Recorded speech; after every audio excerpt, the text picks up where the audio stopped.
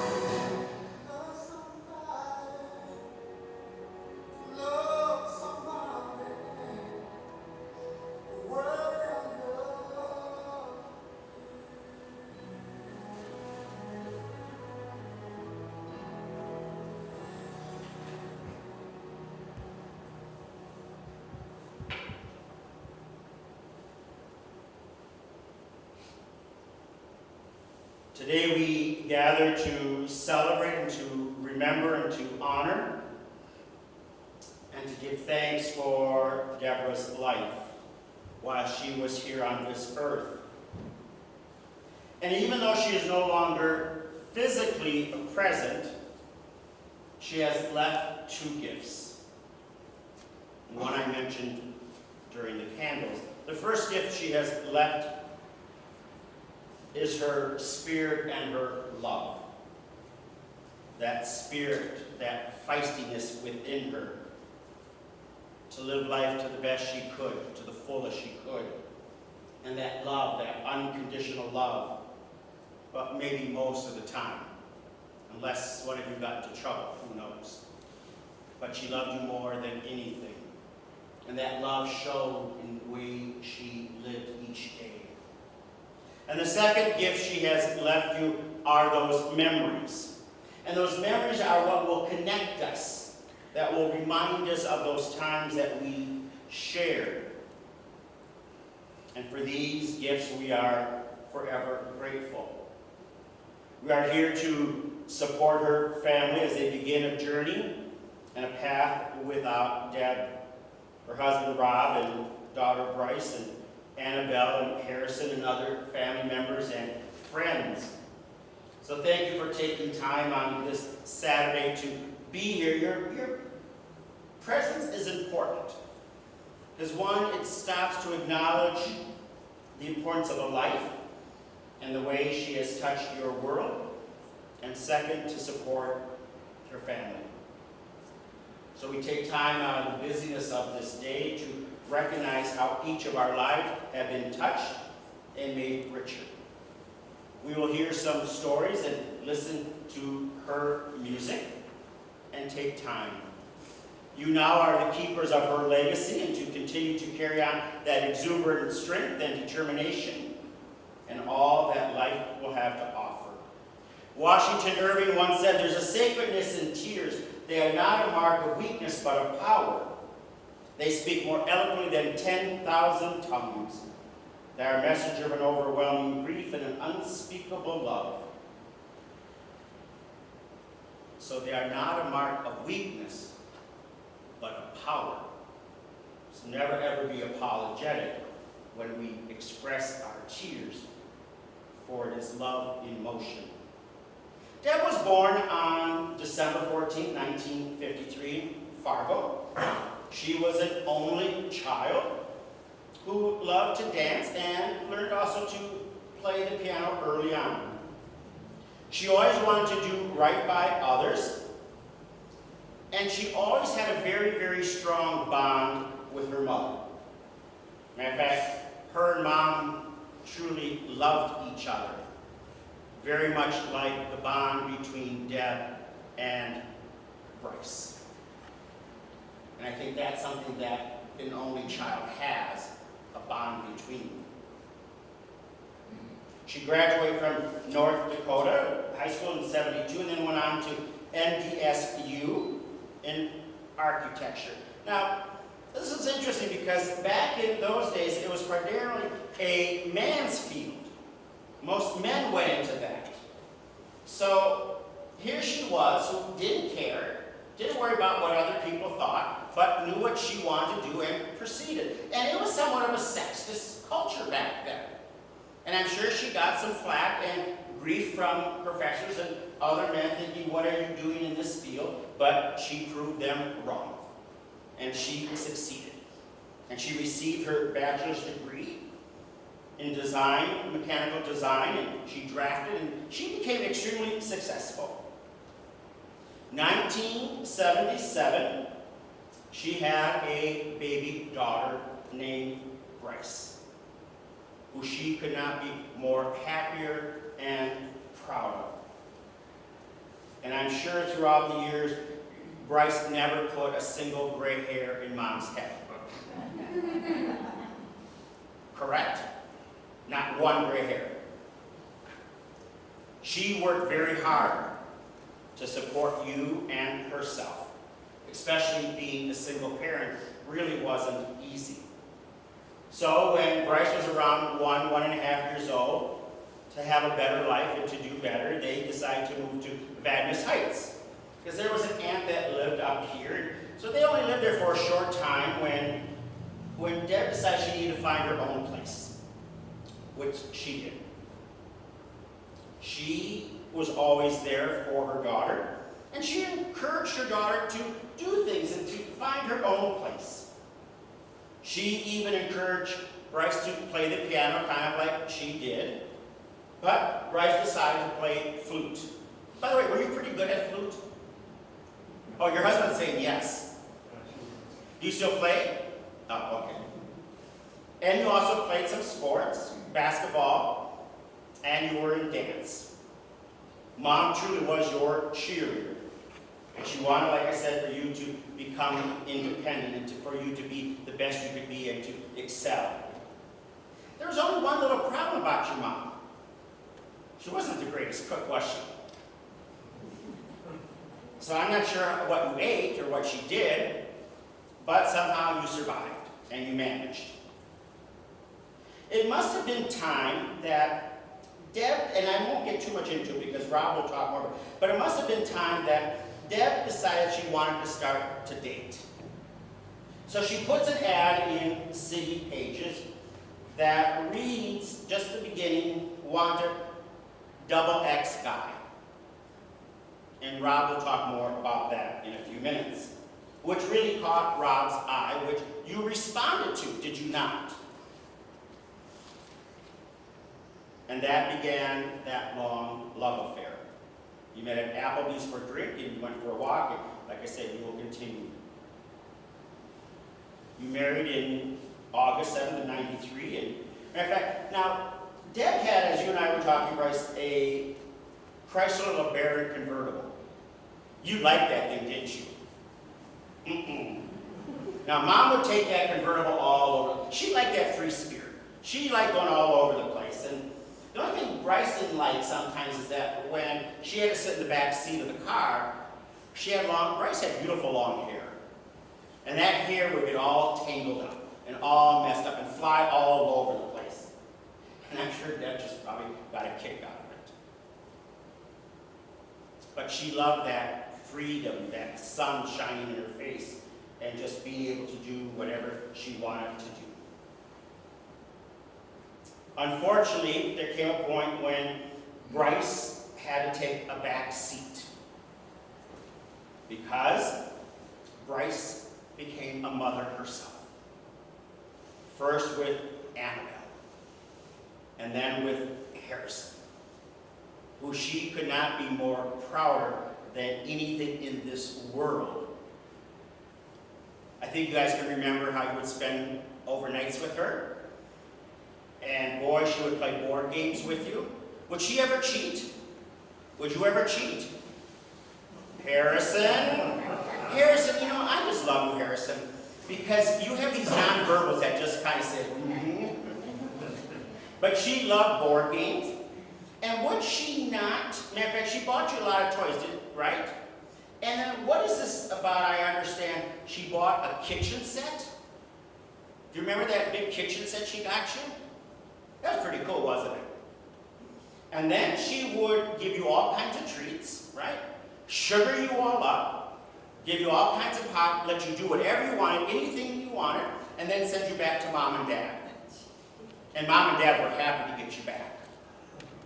Not. But you know what? For a grandparent, that's the grandparent's job to do. Get the kids all sugared up, get them all riled up, and send them back to the parents. Let the parents calm them down. Because the grandparents always want to stay in good favor of the grandkids. As a way to spoil. But Grandma did love you more than anything. And as you and I were talking about it in a minute back there, she always bought you equal gifts. Because she knew that you two would fight. Right? Who got the better gift? So Grandma was wise. She knew that I better buy equal. If I give this to one, I better make sure I give to the other, because she knew that the kids would compare gifts with each other. And she always remembered you not only on Christmas, but birthdays and other events. You two were the pride and the joy of her life. And Bright, you fitted in there somewhere too. She loved you too, but these two were so important because this was her legacy. In fact, she loved Christmas and would do everything she could to make Christmas special. Like I said, baking cookies and her sugar cookies, and then making those rosettes. Did Deb like to go shopping? That's an understatement. She loved to go shopping, did she not? Especially if it was for the grandkids. She loved to go to Mall of America and Maplewood Mall. She loved to go to Bradshaw, but probably one of her biggest passions she loved to do was to shop online. I bet you there were a lot of boxes that came from Amazon and other places. She loved going to Donatelli's, and she enjoyed her Chinese food. She had a sweet tooth. She loved her Twizzlers, ice cream, sherbet, and she loved her Coke. By the way, how many of you like Coke? How many of you like Pepsi? Just two. So Coke, you like Pepsi? So would Grandma buy you Pepsi? So she would make you drink the Coke? Sometimes? Boy, if she got you Pepsi, you were spoiled. You knew how to get Grandma, didn't you? She loved to crochet. As you can see, here's one of the beautiful crochets that she made. She made tons of these. And she would also then donate them to people and to other groups who needed something. She was phenomenal if you look at the intricacy of the work that she did. She painted. In fact, she even did artwork in the past. She loved going to the beach and swimming, and she loved going to hotels that had heated pools. Always had to have a heated pool. And she loved listening to her music. She loved her animals, especially the fluffy white dogs, the latest Cookie and Hope that she loved. She was really into understanding the universe, outer space, and how planets aligned, and really what was out there in the universe. In fact, one of the people that she really enjoyed listening to was Stephen Hawkins. And she also was a fan, on a side note, of Star Trek. Deb truly was a smart woman who loved family. She was kind, thoughtful, loving, and truly compassionate. She was determined, very direct, and you knew where you stood with her. You couldn't mess with her. She was generous, and she was committed. She was outgoing, friendly, and she loved to talk to people, did she not? Some of you know what I'm talking about. You'd probably be somewhere, Rob, and she'd be out talking to somebody. And you'd probably say, we need to get going. And she'd probably tell you, Rob, just wait, just a couple more minutes. And you'd say, but we need to get somewhere. And she'd, just a couple more minutes. She was social. But one of the things she always was always supportive for the people she loved and cared about. And she was always there for you. She had a great deal of pride, and she was always guarded and protective of those she loved.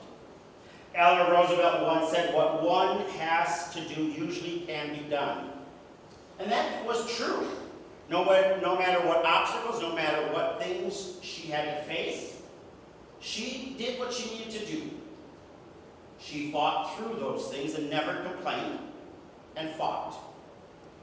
Her spirit was strong. Unfortunately, the body grew weak. Thomas Jefferson once said, the happiest moments of my life have been the few which I have passed at home in the bosom of my family. The happiest moments of my life have been the few which I have passed at home in the bosom of my family. That was her happiest moments, was to pass on what she could to her next generation. This time I'm going to invite Rob to come forward to share some thoughts.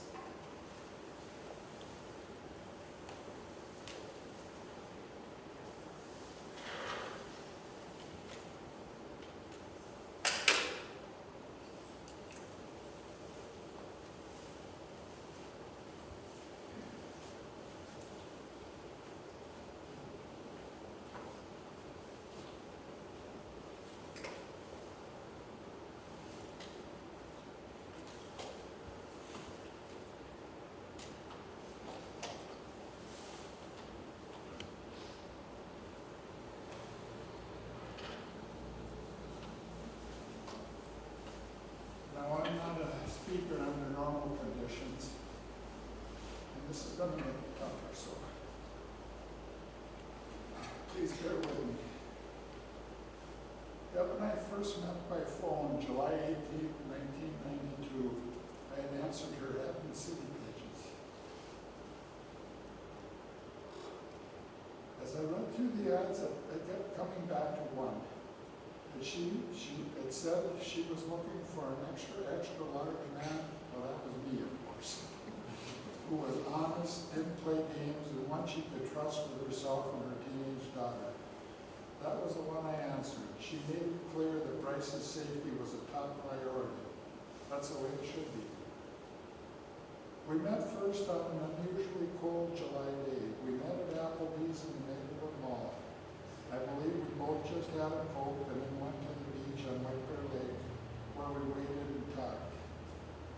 We then went to Donatelli's restaurant, and from there we went to her apartment, where we talked for a few more hours. I loved how easy she was to talk to, how at ease I felt with her right from the start, and she with me. She was a very genuine person, a very good lady. Guess you could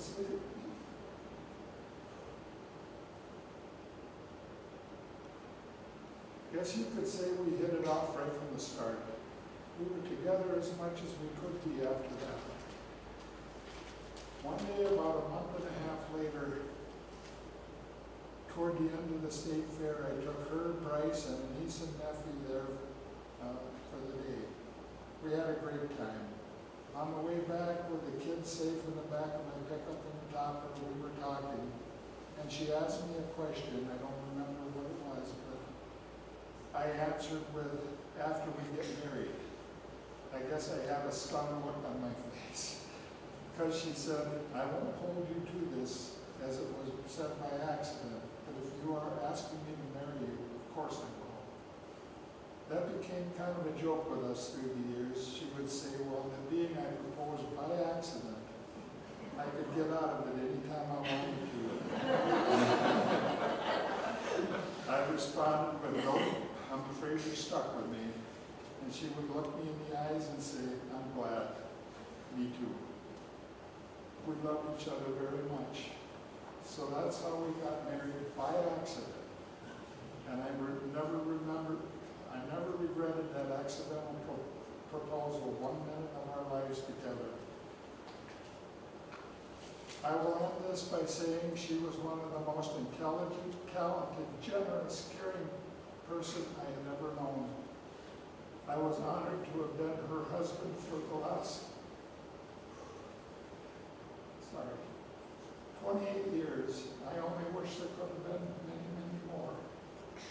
She will remain in my heart forever. Thank you.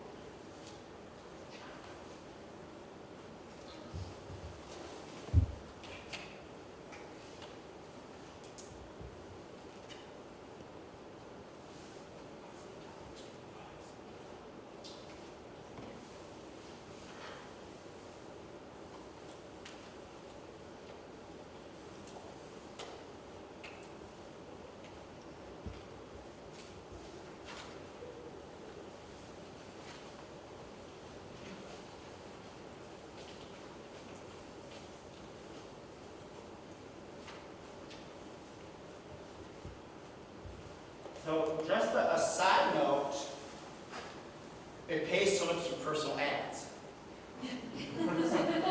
Unfortunately, I believe City Pages has gone out of business. Yeah. Well, it worked for us. It did. Yeah. And it just happened that you're going through the personal ads and there something pops out. And I almost didn't pick up that paper that day. We just, I was walking out of the store and I just happened to see it. So I thought, well, should I pick one up? Yeah, why not? And there it was in bold letters. There's so many things that happen that if one little thing had been different, we never would have got together. Nope. And I'm very thankful we did. And you inherited a family. Except I understand, though, Bryce was a little bit defined in the very beginning. Not much. She just, you know, it was always her and her mom, I know it was, you know. but that always happens. She turned around. I know she did. And look at her beautiful, you really have become a phenomenal young lady. You really have. Oh, she's been my rock. I know she has. And Bryce has written her thoughts, what she would like to say about Mom, that she would like me to read. First of all, I would like to thank you all for attending today's service, either in person or virtually. It means a lot to our family that you are here with us today. Second, I would like to thank the staff at Bradshaw for their support and the services they have provided to our family at a very difficult time. My mom was a kind soul who had a strong sense of how we impact others with our actions and words. Even as an adult, she guided me in how to approach difficulties with others in my life. Her advice to me always included approaching others with respect while setting boundaries. My mom was intelligent. She always had the ability to see many outcomes in a situation. She was continually problem solving and thinking of ideas that were practical and those which were out of the box, using ideas she had gathered through her research to approach any difficult situation. She also enjoyed learning about new things through documentaries and lectures on the internet. My daughter, Annabelle, remembers her intense interest in the physics of space and the newest discoveries in our galaxy and beyond. My mom was fiercely independent. She was a single mom for 14 years until she married Rob. She took care of me and the household, all while working full-time or more. My mom and Rob supported me financially in many ways during my college years and beyond. When I left home, my mom and Rob helped us buy appliances and furniture for our home. When I had children, she was always buying clothes, toys, and other fun things for my children. All were appreciated. One of my favorite purchases was the time she bought my kids a giant 1-pound gummy bears on a stick for an Easter treat. And let me just take a sec. How long did it take you to eat that? Or did you help? When I think of my mother, my memories flood through my mind. And I think of the time she brought me to see fireworks on the 4th of July at the Taste of Minnesota in the early 90s. While waiting for fireworks, we broke open our glow necklaces and sprayed the contents on each other. Devious. Don't exactly remember why, but it ended up looking cool, and it was fun. I remember building snowmen and snow forts after several historic snowfall events in the early 1980s. I remember long drives to Fargo to see my grandfather and other family members. She hosted many family members and friends over the years, providing a place to stay while they were in town. She helped me plan my wedding, which we held in the backyard. My family and my husband, Paul's family, all pitched in to make the food and to host the event. She made the flowers for my wedding bouquet. I remember her excitement in preparing and decorating for Christmas, her favorite holiday of the year. My son Harrison recalls many happy memories of having Nerf wars in the house, baking and playing board games with my mom. He enjoyed staying overnight at his grandparents' house and being spoiled. I remember all the times my mother reminded me to be safe in the community, all the way up to the very end. Recently at the hospital, she suggested I get an escort to the parking garage late in the evening. In addition, our family was incredibly blessed to be able to visit the hospital during her last days in the pandemic. I'm thankful that Rob and I were able to support and comfort her during that time. There are many memories that we will hold of my mother. I encourage all of you to honor her life and her memory in her own unique way. Those memories never be lost, and she will always live on in our hearts and in our mind. Before we move to our next song, anyone else have anything they would like to share or any other thoughts? Without, then let us move on to our next song.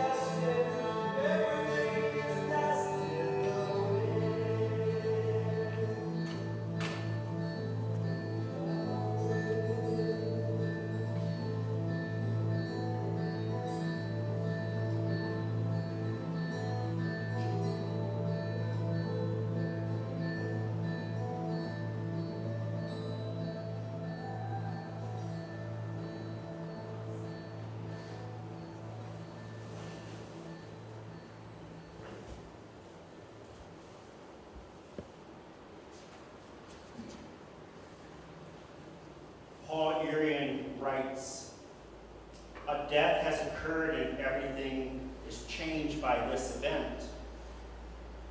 we are painfully aware that life can never be the same again, and that yesterday is over, and that relationships once rich have ended. But there's another way to look upon this truth. If life went on the same without the presence of Deb, we can only conclude that her life, we remember, made no contribution, filled no space, really meant nothing. The fact that Deb has left behind a place that cannot be filled is a high tribute to her.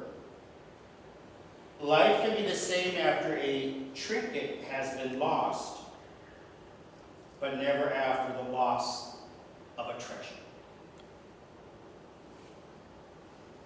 Many of us have gone on vacation throughout our lives, and when we go on vacation, we pick up souvenirs. Pens and pencils and thimbles, and back in the day, ashtrays and coffee cups and keychains, which remind us of our trip. We take them and we throw them in a drawer, and someday we look at them or we just toss them. It's a trinket. But a treasure is a sacred gift that is given to us, that is embedded into our soul, into our heart, that will always remain there. Deb truly was a treasure. She was a gift. She was someone who was unique and special, who gave of herself no matter what the obstacles were, no matter what the battles she had to endure. She was a person who loved, who cared, who enjoyed living each day to the fullest that she could. Could she be stubborn every once in a while? Oh, yeah. Could she have her meanness every once in a while? And I'm sure there were a few times when you could get Grandma mad, right? Oh, yeah. And Rob, you probably knew how to run like all get out if you got on her bad side. But that's what makes a relationship. And I'm sure, too, Bryce, there were a few times you knew when Mom was mad, and it's like, okay, time to leave. But that's what made her so unique and so special. So today we honor and remember her and those gifts that she left. So what I would hope that you would do today is look at what gifts or treasures she had left you, and how do you continue to carry those treasures on. 1, never take life for granted. For none of us knows what tomorrow is going to bring. We only have this day, this moment. Say I love you to those who you maybe not have said I love you to. Appreciate those around you. Go out and enjoy the sun. Go out and enjoy the weather that we have today. And appreciate those gifts.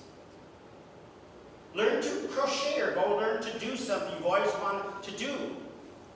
Take a risk. Have a sense of adventure as she did. She really didn't let much stand in her way, did she? She was tenacious.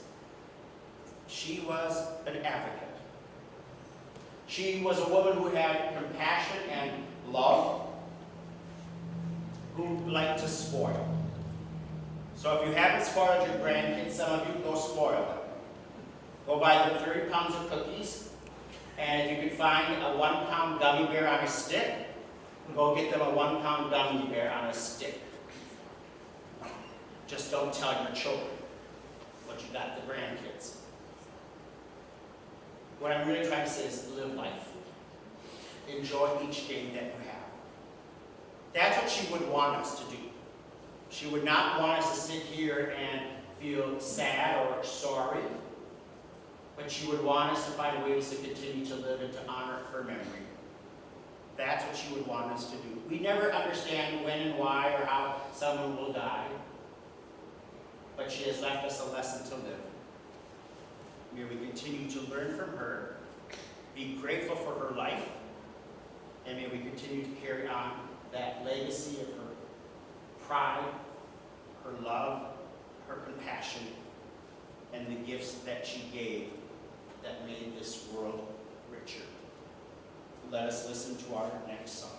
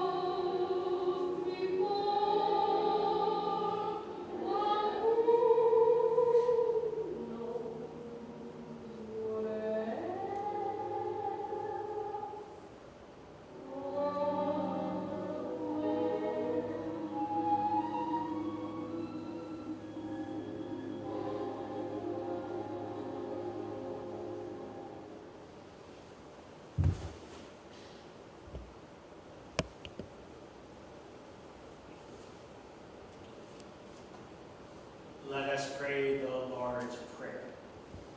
Our Father, who art in heaven, hallowed be thy name. Thy kingdom come, thy will be done, on earth as it is in heaven. Give us this day our daily bread, and forgive us our trespasses, as we forgive those who trespass against us. And lead us not into temptation, but deliver us from evil. For thine is the kingdom, and the power, and the glory, forever and ever. Amen. Kilbrain once wrote, "Only when you drink from the river of silence shall you indeed sing. And when you have reached the mountaintop, then you shall begin to climb. And when the earth shall claim your limbs, then shall you truly dance." At this time, we will take a snapshot view of Deb's life.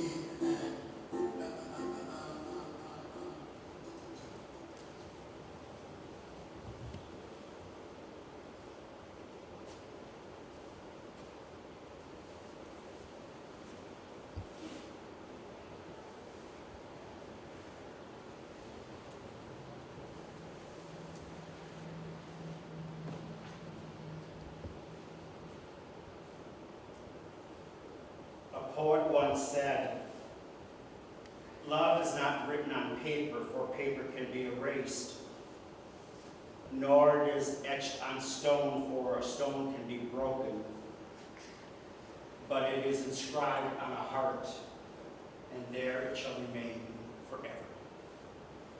Once again, thank you all for being here today to celebrate Deb's life. One of Deb's, or probably the favorite color she had, was yellow. And so as you leave, I have a small yellow stone that I would like you to take with you as a way to remember her. That smile, that exuberant strength of hers, almost looks like a little diamond. Just place it by the windowsill or just somewhere as a way to remember her, as a way to honor her and that twinkle. She was a phenomenal lady, wasn't she? She had a lot of gifts and a lot of talents. So please take one of these little stones with you. And just a quick side note, if any of you are good cooks, Rob will be accepting food donations. Anytime, I don't know how. Oh, you're pointing over to him? Who's the good cook? Okay, so Rob will be accepting food donations down the road. So Rob, make sure that they take care of you, okay? But your friends will take care of you. May you go forward today with a small flickering of light in your soul.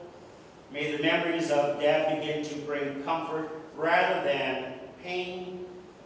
May the words, touch, and presence of others bring you solace. May you be blessed in your going in and going out. Grateful for a life well lived and an enduring legacy that she has left behind. Let us listen to our closing song.